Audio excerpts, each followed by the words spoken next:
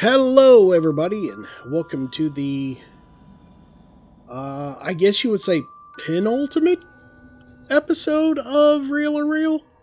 For this season? Yes. Alright. This is the episode before the last episode of the season. How about that?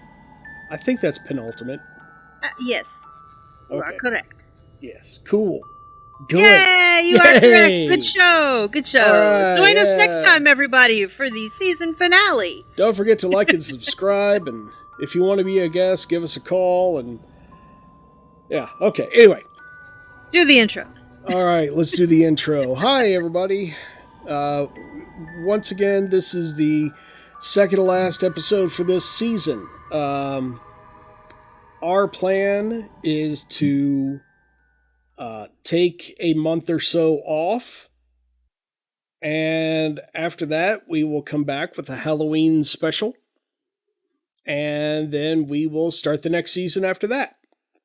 So, if you find that we don't have a couple episodes up for a while, then now you know why. Anyway, so for today, Pyxie has a story for us. That sounds pretty interesting. And who are you again? Oh, right. My name is Bone Dragon. Woo! Our intro is screwed up. I know. Here. Let me. Okay, don't cut any of this. Let me try. Okay.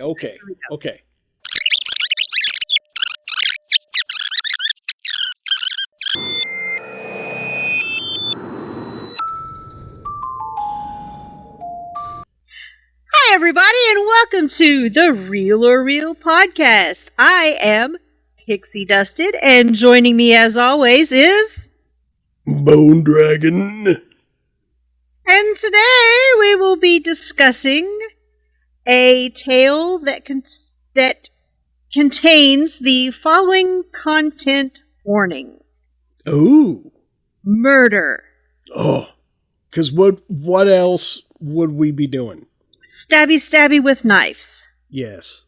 Alcohol consumption. And psychic mediums. This sounds like it's going to be either a lot of fun or very traumatizing. I'm going to shoot for both. All right. Then let's see how well you do, and we can jump into the story. Let me tell you a story.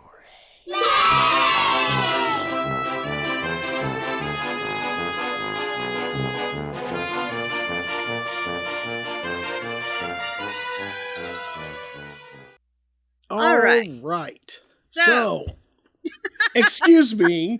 No.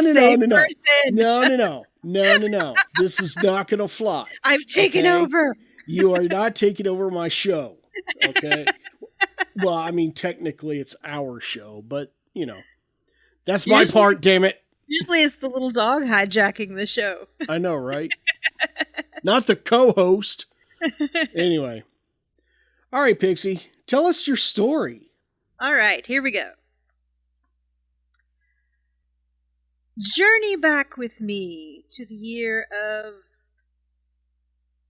Did I not write the year on here? Oh, no. 2001. There it is. There we are. 2000. Oh, yeah, the ancient times of 2001.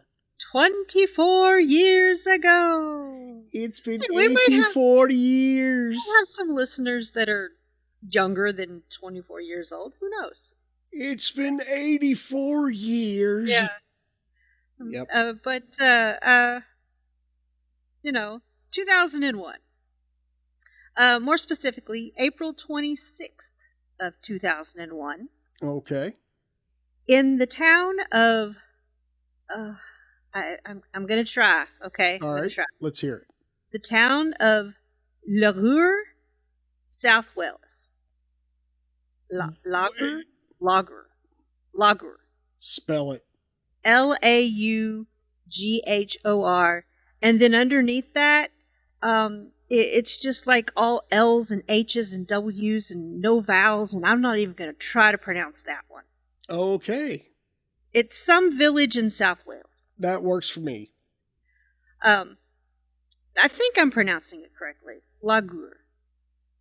It just sounds weird. I'm not even going to try to hazard a guess. It sounds weird to me because there's no accent. Right.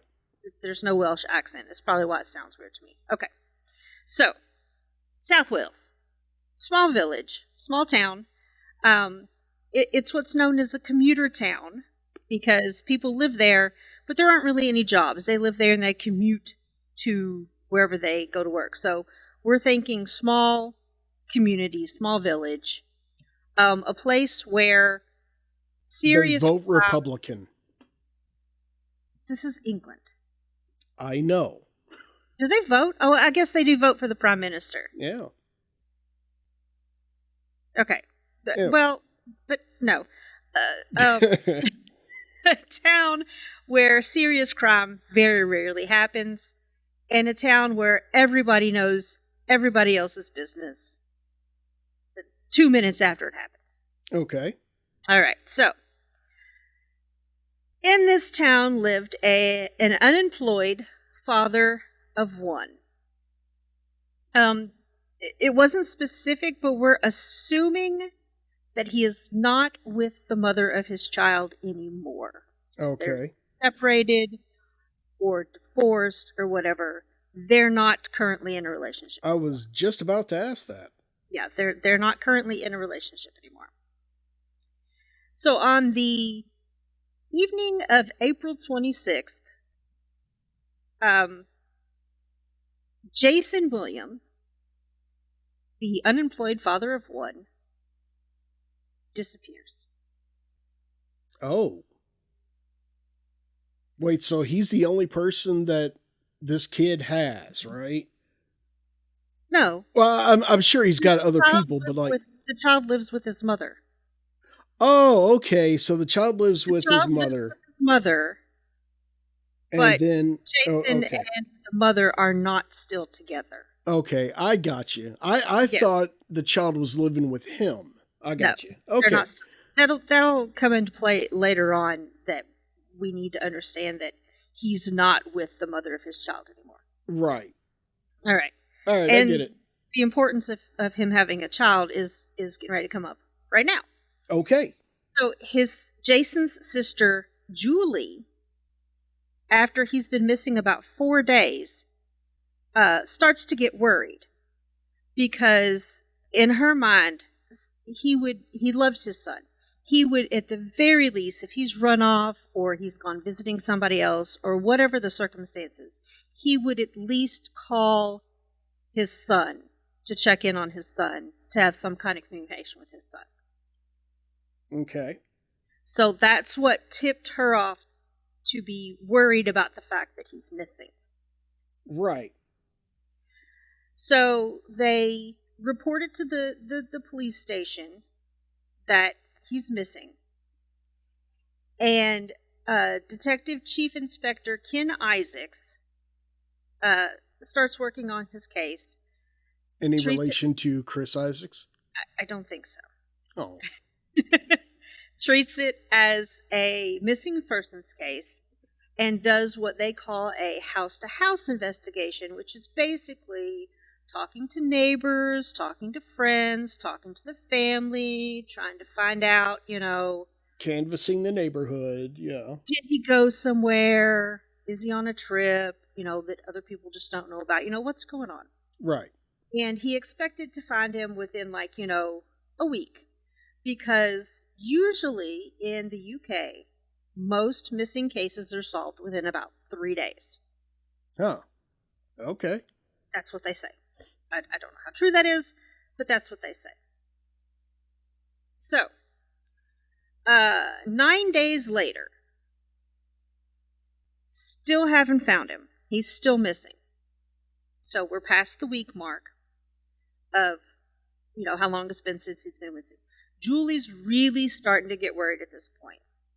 And she decides that the police aren't doing a well enough job in locating her brother. So she is going to contact psychic medium Sue Evans. Oh, great. Okay.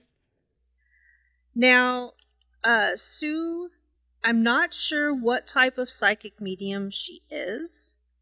They don't go into detail about it. She never explains. But what she does explain is that in their first meeting together, to help her focus and try to figure out what's going on, as a tool, she used tarot cards. Okay. So she's starting with a tarot reading for Julie about Jason. Just as long as you don't pull the death card, because that's what starts the hunt. Well, she. Oh, here we go. The there it is. Was death. Oh, okay. Now, we're not going by phasmophobia rules. We're going by actual tarot reading rules. And the significance of the death card in tarot is change. Not necessarily, it could mean literal death, but typically it means a change. You know, it was funny. I was watching some show the other day, and they were dramatizing a situation where it was supposed to be a true story, where someone drew the death card and was like, "Oh, someone died here." And right then I was like, "No, that's not what the death card means." Right. I wish people better understood that. Yeah, it's a common misconception. Yeah.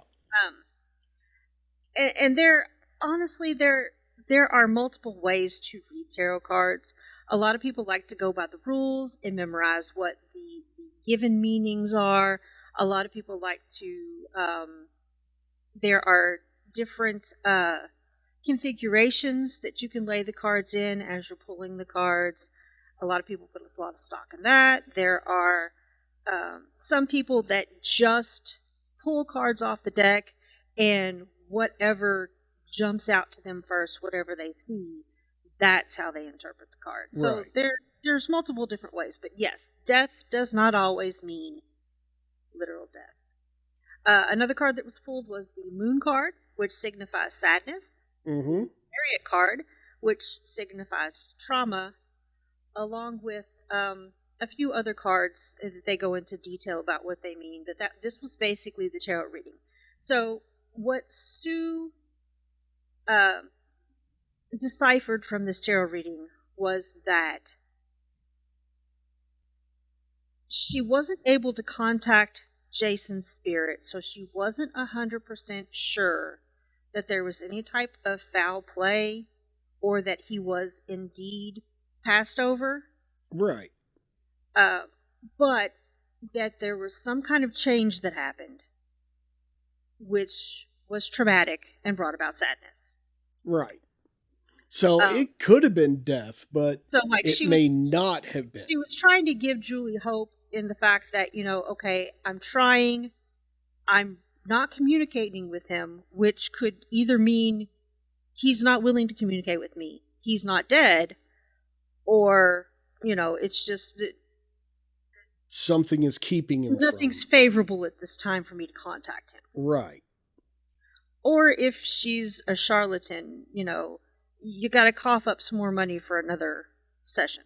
Oh yeah, because that's usually what happens. I'm not saying that's what was going on, but no, but I'm saying if you're going to a quote unquote professional psychic, someone who takes money for it, then 9 times out of 10, I'm sorry, that's just going to be what the situation is.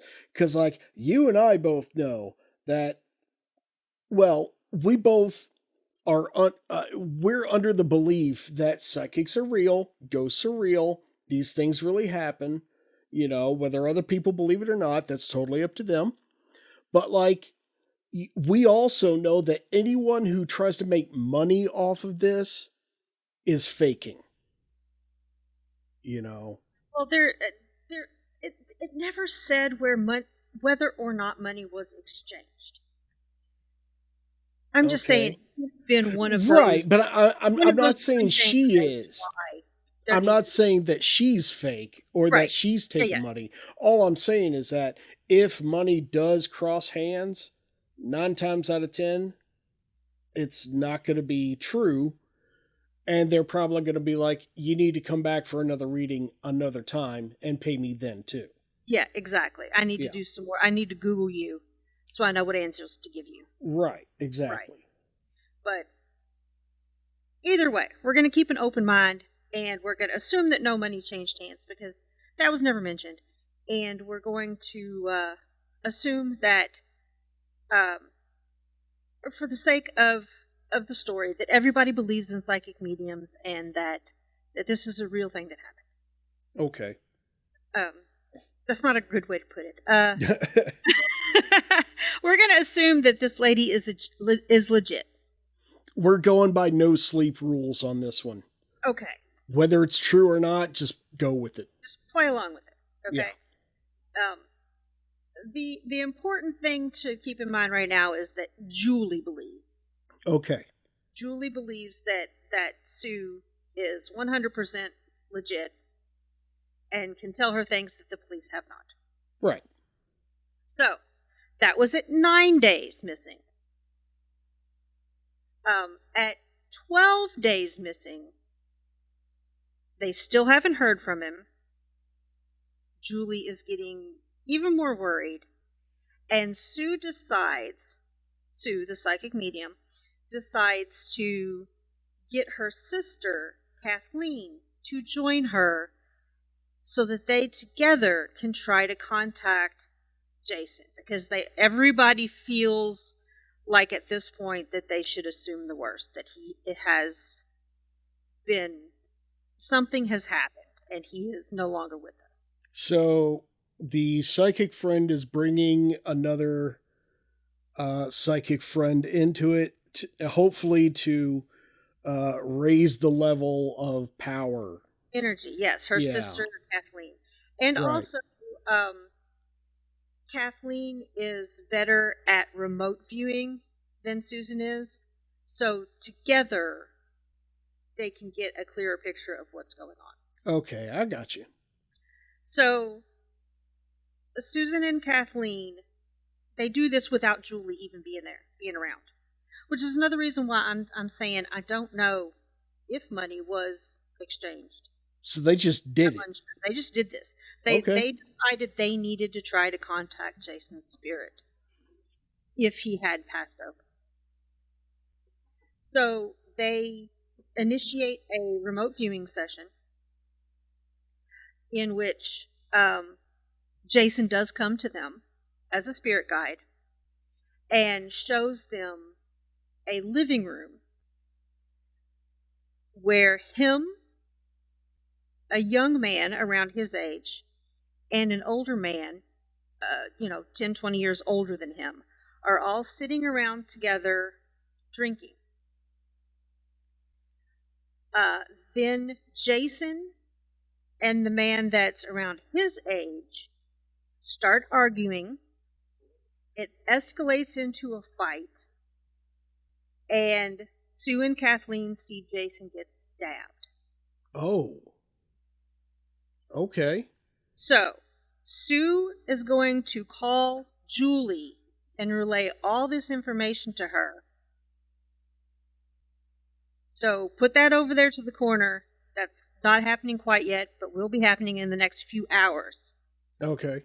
In the meantime, while they're doing this remote viewing session together, Kathleen and Sue, the two psychic medium sisters. Yeah. A witness. Meanwhile, at the Hall of Doom. Well, meanwhile, at the police station. The Hall of Doom. Yes. A witness comes forward by the name of Alan Sinfield.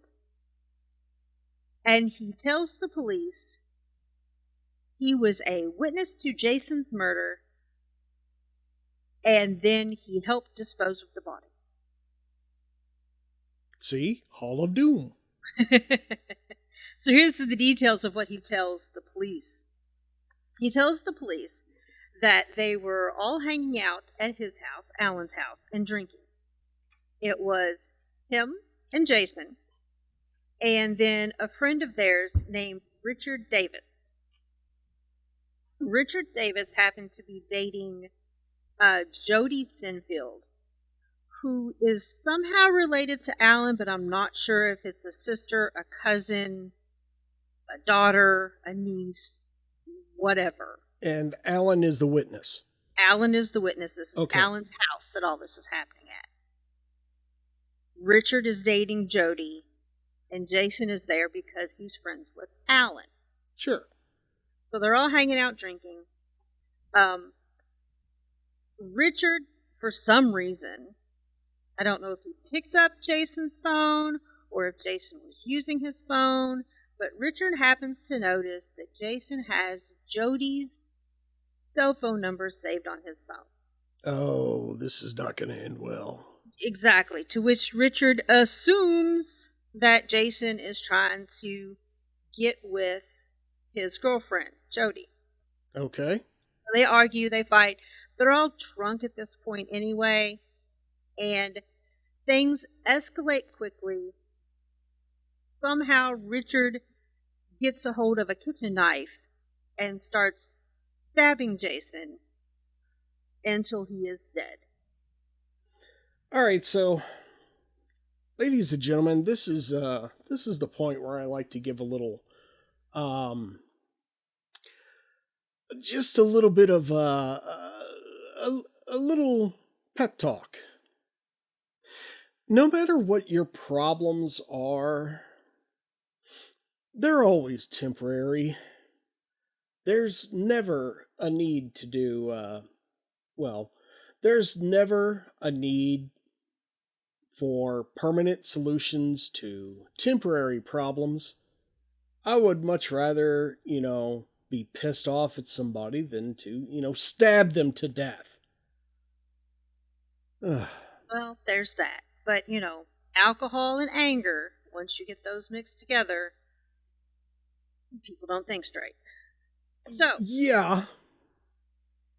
Richard goes on to tell, or Richard, Alan goes on to tell the police that he then helped Jason bag up the body. Oh my goodness. Alan tells the police that he then helped Richard to bag up Jason's body. Okay, gotcha. And go drive out into the middle of nowhere, which he'll give details about where they went later, and bury the body. So they decide. I can't imagine that was a very good trip. I would imagine that they're probably sitting in there, like, Alan and Richard are probably driving, and you got Jason in the trunk, and they're, what do you say in that drive? It's like, oh, well, looks like rain tonight. Yeah. Well, I mean, from what it sounds like, Alan was kind of coerced into doing this because Richard was like, it happened at your house. You're going to get in trouble for it too. Now help me get rid of it. Yeah. I mean, that part makes sense. Yeah, that seems like, but yeah, it would be an awkward drive. I'm imagining the scene from one of the Spider-Man movies. I can't remember which one, where it's like, Spider-Man's just like riding an elevator, and like there's someone standing next to him, and there's just that uncomfortable silence where it's like, so, yeah, how's it going? Dodgers.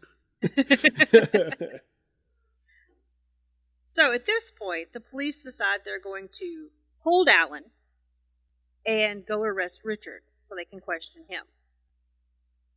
And of course, version of the story is completely different. He's saying, yeah, we got in an argument. Yeah, that's what it was about. But I didn't stab him. I didn't attack him. We argued for a while, maybe pushed each other around a little bit. And then I left. And he was very much alive when I left. Right. So at this point, the police are like, all right, well, we need to send a forensic team to Alan's house to look for evidence to see what's going on. So they do this the next morning, and they call Julie, Jason's sister, to let her know that the missing persons case is officially being opened as a murder investigation.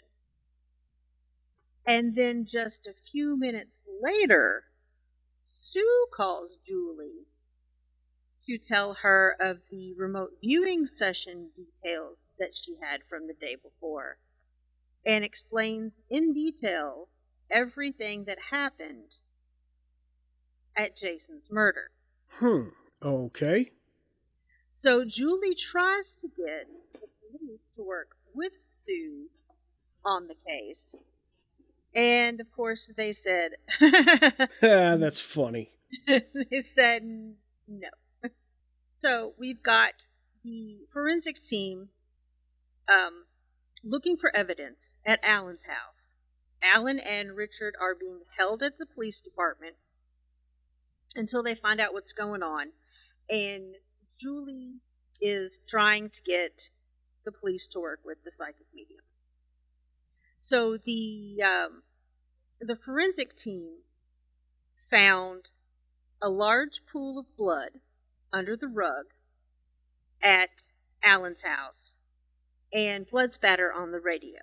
Didn't even try to clean it up. They just threw threw a rug over it. There you go. From what I understand, I don't think they realized that it seeped under the rug. Oh. Because they said that the blood spatter on the radiator had been cleaned. They just found a couple spots of blood that they had missed, and they think that they didn't realize that the blood pooled under the carpet. Well, I like my version better, so we're going to go with that. Go with that. We're going to big old huge blood stain all over the floor. They just take like a little area rug and just toss it on top. Yeah. And it's still the blood just kind of seeps through the area rug that they, and they're just like, you know what? That's fine. It's okay. It's okay. Alan's like, you know what? I give up. Let's go play PlayStation.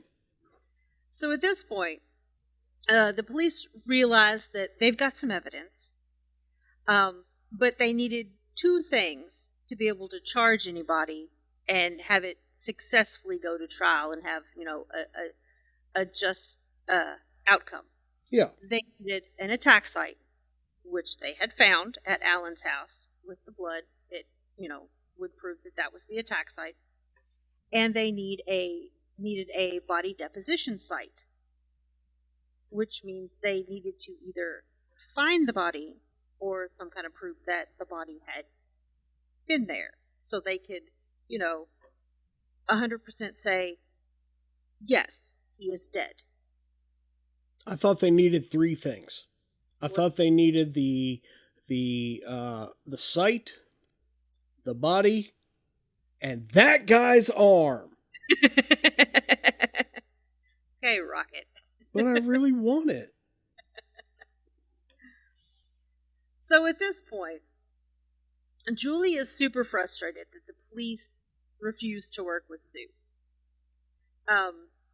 She absolutely thinks that if Sue were to be able to be involved in this, they would, bust the case wide open. They'd find Jason's body, and everybody would get justice and closure. So she decides that since the police won't work with Sue, that she is going to work with Sue, and then together they will be able to find the body. Okay. So Sue decides to call in more backup. She decides she needs a session with her sister Kathleen, with Julie there also this time, and with another psychic medium to help. So 3 psychic mediums. And Julie. And at this one, they're going to try to contact Jason with the express intent of him letting them know where his body is. So gotcha. For this one, so our first time we used tarot. The second time we used remote viewing. And on this one, we're using crystal balls. Close. No, that would have kind of lumped in with the tarot. like tarot is. Psychometry. Oh man, I thought they were going to use like a big cauldron. No. And throw in like Eye of Newt. Just because they're psychic mediums doesn't mean they're witches. Wing of Bat. Those can be two separate things. Hair of the dog. Okay. My sister's left armpit hair. So this time they're using psychometry. Okay. Which, in case, I'm assuming you know what that is, but in case... Actually, I don't. Okay. Enlighten me. What that is the ability to touch an object and either be able to sense some type of residual emotion or get a vision of something that happened that's tied to it. So it's kind of like, think of it as if you've got a bloodhound dog that's searching for a missing person and you let them sniff the person's shirt to get... Gotcha. It's kind of like that. It's kind of like you're using any energy that's attached to this object to see either what that energy was or get a feeling about the atmosphere that was around when things happened, or have some type of vision and actually see. So that's what that's called. I knew what it was. I just didn't know what it was called. So in this one, they're going to use psychometry. Mm-hmm. They used a photograph of Jason, and they passed around one of his T-shirts to be able to try to contact him. Look at this photograph. And they felt like Julie being there would also help tie into his energy because of the emotional connection, the sibling connection. So that's why they wanted her to be there this time, because that would be helpful. Right. From what I understand, Sue herself likes to use tarot as a tool to focus. Kathleen is the one who's better with the remote viewing, and they didn't give a name, but whoever this new psychic medium they called in is the one who is proficient in psychometry. Okay. So they're using all of their tools together to try to figure out where Jason's body is. So the Charlie's Angels of the psychic world. Sure. Each one has their own thing. Okay.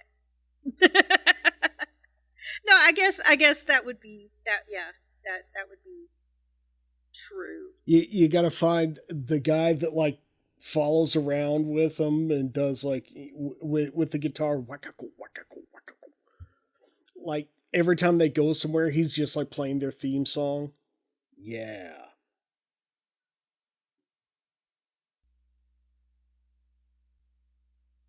I suppose that's a fitting analogy, I guess. Sure. All right. So, are you interested in hearing about what the vision was this time that they had in this session?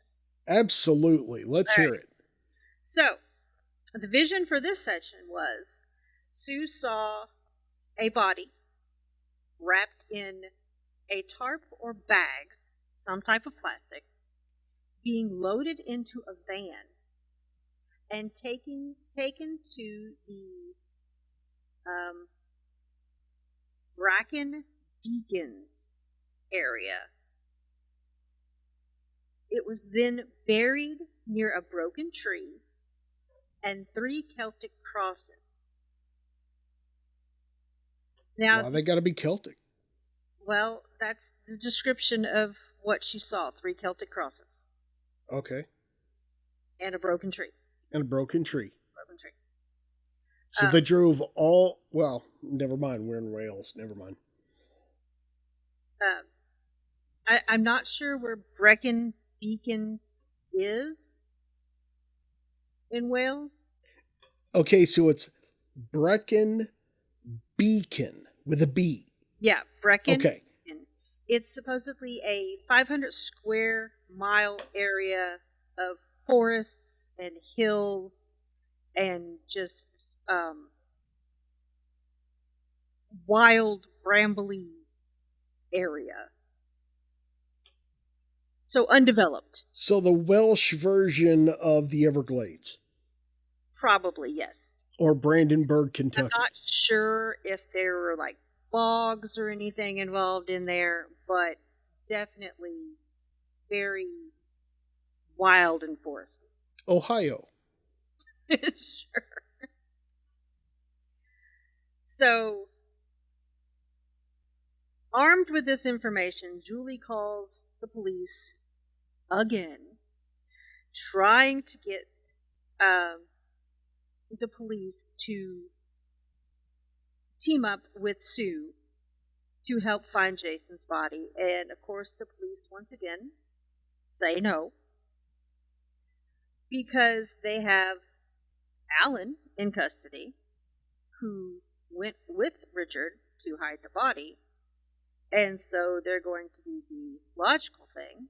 DCI Isaacs and Alan drove around to try to find the body.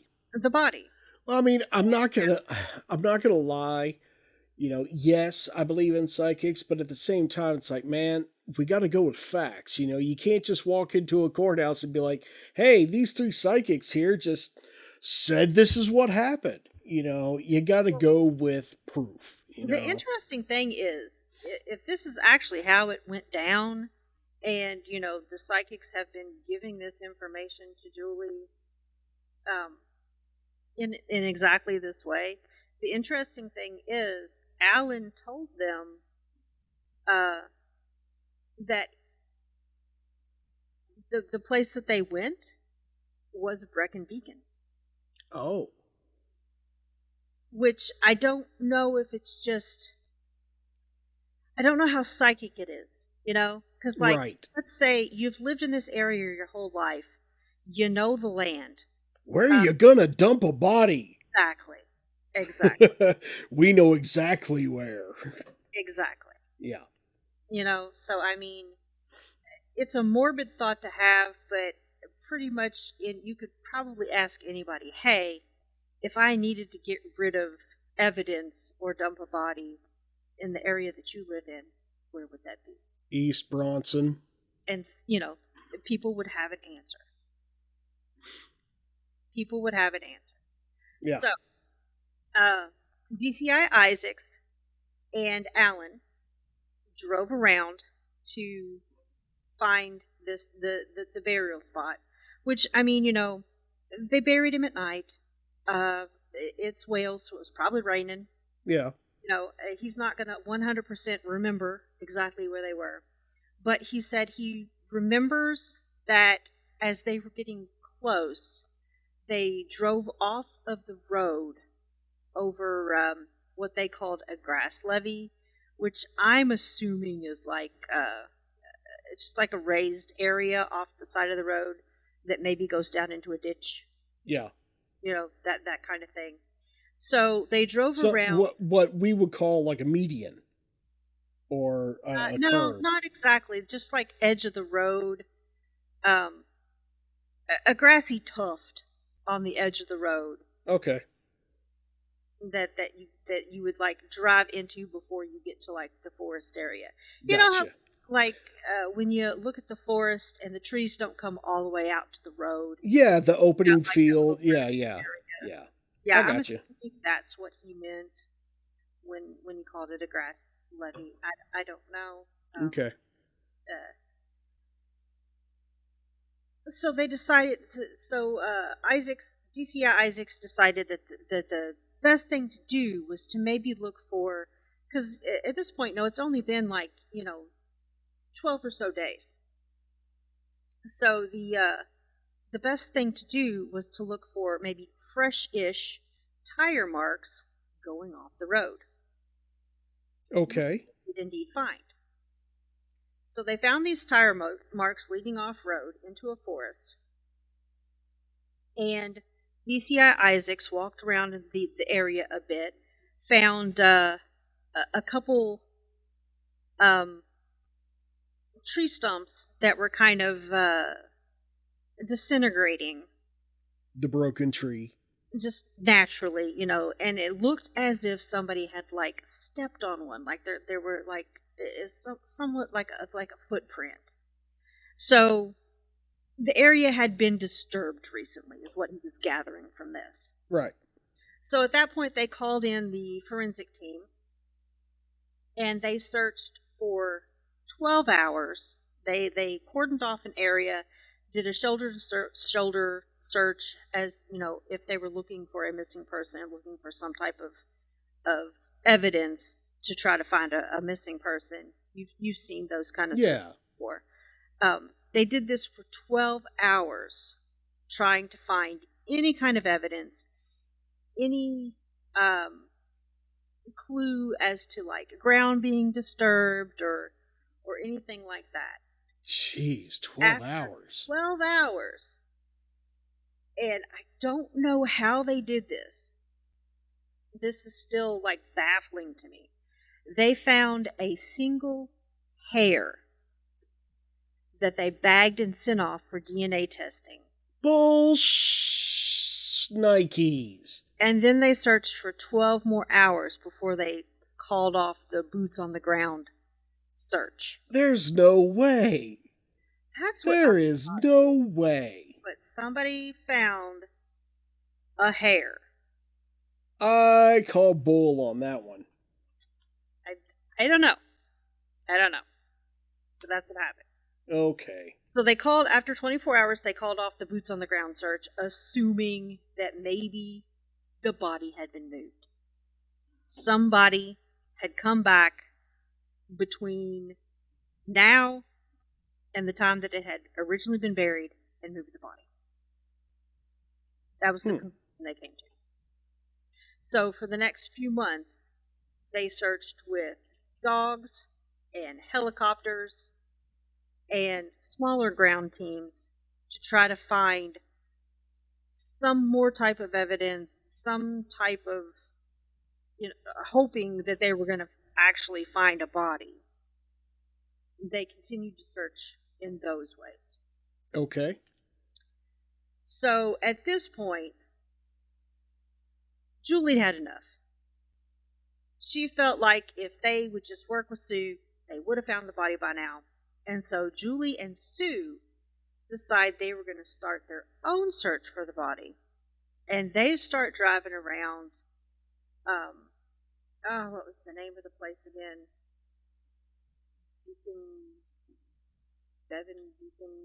Something Beacon. Brecon Beacons. Brecon Beacon. Brecon Beacons. So they start driving around Brecon Beacons. Brecon Benjamin. Yeah. And they happen to see a church. Yeah, and the Celtic crosses! In the churchyard, they see a Celtic cross over in the graveyard area. So they get out to go investigate. They get out to go look at this Celtic cross, and they're looking at it, and Sue's like, but I don't understand. There are 3. There has to be 3. He said 3. Yeah. And so Julie turns around and looks in behind the church in the graveyard, and there are 2 more. So they found the 3 Celtic crosses. Gotcha. And once again... Wait. We're in Wales, and there's only 2 gravestones with Celtic crosses. 3. Okay, 3. Yes. 3 gravestones with Celtic crosses. And we're in Wales? Yeah, I was thinking there should have been more, but... I mean, how many people are buried there? 4? I think there were more than that. But, yeah. So once again, Julie calls the police and insists that they search in this area of Brecon Beacons instead of the area that they're searching, because they found the Celtic crosses that were in Sue's vision, and the police department said no. Once again, no. I can imagine the verbal lashing that this woman is getting by now. I can imagine like every time she calls, the secretary or whoever like looks at DCI Isaacs and is like, Oh, "Sir, Jesus called." Christ! And, It's her again! and they're like, "It's Julie," and he's just like, Oh my God! oh. Oh, pick up the phone. Yeah. Hello? Which, I mean, I feel bad for her because, she's lost her brother. Yeah. It's a terrible thing. But I also feel bad for the police department. This lady is just continuously, work with this psychic, work with this psychic, work with this psychic, Yeah. So, I mean, it has to get annoying at this point, it has to be annoying to him. So, what the police decide to actually do instead, they decide to go ahead and go to trial without a body. They've got the blood under the rug as evidence. Right. By this point, because this is a few months later, they did have a DNA match on the hair that they found that matched Jason. Plus, you've got Alan. Plus, you've got Alan, who's a witness who may or may not be telling the truth. Okay. And then they had a surprise witness who came forward in those months. They've got Jody Sinfield. Oh, Richard's girlfriend. Yeah. Alan's sister. Related. I don't know how she's related. Yeah, they're related somehow. Yeah. She comes forward and says that'd be a fun family tree to chase. I know, right? She came forward and said that Richard confessed to her that he did indeed kill Jason and that him and Alan buried Jason's body. They've got her as a witness. So the trial actually went really well. In February 2002, the case went to court, and at the end of the trial, Alan Sinfield got 2 years for perverting the course of justice. I guess that's like, I don't know, interfering with an investigation. Probably. I mean, I'm willing to bet that that's the charge for people who evidence. I don't know. They probably helped out with getting rid of the body, but just basically something to stick on them. 2 years for perverting the course of justice. Sure. And Richard Davis got a life sentence for being found guilty of murder. And he continues to this day to appeal this life sentence, saying that he didn't do it. And Julie continues to be frustrated that the police won't use Sue to help Jason's body to this day. She's still bothering the police, wanting them to reopen the case and use Sue to help locate Jason's body. All right. So, Bone Dragon! Yes, Miss Pyxie. Was this an A? Did this really happen in the little town of Bethlehem? Or is this an E? Is this something fictional? Perhaps something that I watched? Something that I read? What do you think? Okay, so I am going to look at it this way. I know that some police do use psychics for information because it's as long as the psychic is credible and they've worked with them before, that's fine. But the thing is that actually getting something from psychics is not, it doesn't work. It doesn't work very often. And the only times it really does is when it's a really good, like someone who really knows what they're doing. But, it's, So I can understand the police constantly saying, no, screw you, we're not going to use the psychic. That's just because you and I believe in it doesn't mean everybody does. So, the police who've been in situations like this, I don't begrudge them not accepting that. But at the same time, I don't know. I'm going to say, you know what, honestly, the way this is playing out, the way it's working, I'm going to say it's fiction. So I'm going to say that this is an E. Locking it in. This is REEL. And you are 100% sure? Yes. And you don't want to change your answer? No. Well, you are incorrect, sir. What? Yes. Oh, you finally got me. This is an actual case that actually did happen. Okay. However, it was also Season 1, Episode 1 of Psychic Investigators. Oh, for... Pyxie, you gotta stop doing this. So yes, it did happen. But how I found out about it was by watching it on a TV show. Oh, gotcha. But it is a real case. Yeah. It really happened, and they showed, That is the definition of REAL. Yeah. Well, it's like an episode of Unsolved Mysteries. And that would be considered real. They showed frustrated DCI Isaacs talking about how Julie wouldn't leave him alone.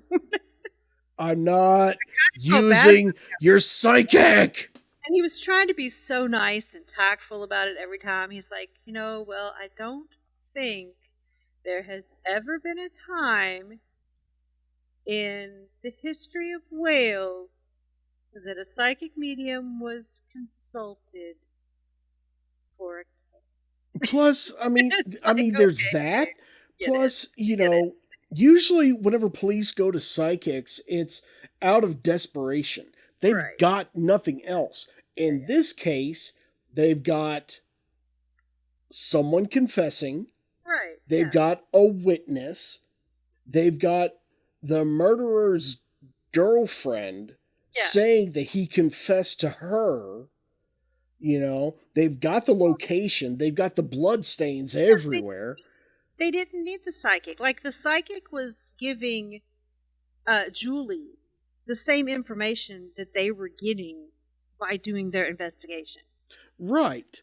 I think they didn't need the psychic. If that is true, that is definitely interesting. Yeah. Well, I think that the psychic was working more for Julie. Yes. For her sake and to help find the body. Yeah. Whereas the police are like, we're done. This case is closed. Solved the case. Sure, we'd like to find the body, but it's solved. We caught the murderer. Yeah. Yeah. And that's what he talked about too. He talked about, we really wanted to locate the body for two main reasons. One, and he gave some statistics of how often a trial goes well without having an actual physical body, which is extremely low. And he said, the second reason is, it's for the family. It's for closure for the family that we need to find the body. Right. So I feel like they tried their best to locate this and just exhausted every avenue, of trying, and there has to be at a point where they just say, we have the evidence we need to convict. We can't exhaust our resources anymore on this case. Right, exactly. Which sucks, but it's understandable, So I think the only thing that the psychic could have helped in is maybe locating the body, but I mean, even then, I mean, they've already got the people in jail. They've already been tried for it, found guilty for Right, it. exactly. You know, what are you supposed to do then? Yeah. You know, Well, sure, they did like Julie can say, okay, I've got closure on this. I can bury the body. It's done. But at the same time, it's like, dude, you already know he's dead. They've already caught the people that did it. You know, if someone were to find the body, great. But as of right now, there's nothing else we could do about this. Yeah. Well, I mean, they did a whole little epilogue on the show of where they went and visited um the area near to where the hair was found in Brecon Beacons, and they set up like a little memorial site there. And I think that's mainly what she's concerned with at this point is that like he doesn't have an actual grave. But I Right. mean, I don't know how that works in other countries, but I know that like in the United States, you don't have to have a physical body to have a grave. Right. You could set up a memorial. Set up a headstone Right. in a graveyard. And see, Would be okay, better okay, than having okay. a memorial in the forest. I want to go back to that hair because that is what know, threw right? me off. I know, right? There's found one- no way. They found, and I'm assuming it was one hair because they didn't say hairs. They said They hair. found multiple. They said they found a hair. That's crazy. Yeah. A hair out in the hair. woods for how long did they said that they were searching it 12 days, right? Yeah. Yeah. No way. They've been searching No for way. 12 days after the fact. They found a hair. No way. I mean, I don't know. That's what threw me off. Yeah. Was them finding a hair and being like, oh, here's one of his hairs. It's like, how the hell do you know? Well, I mean, from the pictures, though, he had like a it wasn't quite a mullet, but it was very similar. Might as well have been. Yeah, so like he had some long hair going on. So I mean, that would be a little easier than like trying to find a hair from a buzz cut, you know? Sure, but at the same time, what other stuff out there could be running around in those woods that has hair? Exactly. You know? Exactly. Yeah. Come on. Yeah, I kind of felt the same way with you did on that one. That hair might have been planted. Yeah, and they were just trying to get enough evidence. Because I'm just thinking. You said that they found a hair, and all I could picture is Donnie Wahlberg being shoved by a cop and laughing at them because of a hair that they found. Yeah. For those of you who don't know, that's a Four Brothers reference. Yeah. But yeah, just... Yeah, which is a really good movie, by the way. I love that movie. Yeah, very good movie. However, if you would like to watch Psychic Investigators, it is streaming now on Amazon Prime. Not sponsored, but we should be. Could also take a look around, see if you can find it somewhere. I'm willing to bet that they probably have an episode or two up on YouTube. Yeah, probably. Yeah, probably. I don't know. But watch it legally. Go watch it on Amazon Prime. How about that? But, so, like, yeah, maybe I kind of cheated a little using this one, but at the same time, it was a real case. So yeah. No, that's a real case. That's a real report. Real. So it was real, even though I saw it on a TV show. I mean, you know, I'm pretty sure I'm going to be finding a story here or there that I'm sitting there going, huh, that's cool. That's on a TV show, but, you know, it's based on a real thing, so, yeah. I enjoyed the fact that it was on a show called Psychic Investigators, about how psychic investigators are supposed to be, like, collaborating with police on cases to help solve cases.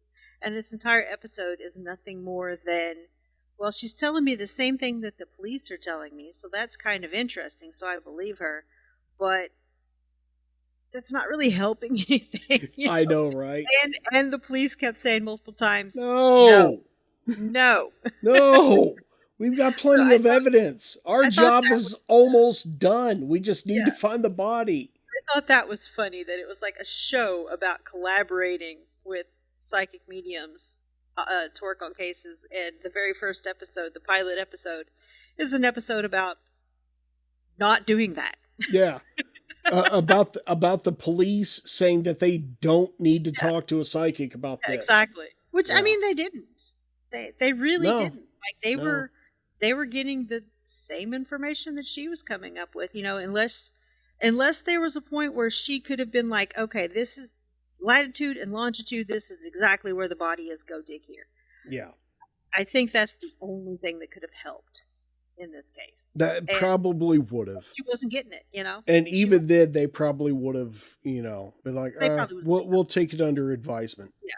But yeah, they probably would have said that. But well, that was there we go. There it is. That was an awesome story, Pyxie. Thank you so much for sharing that. It was at least interesting.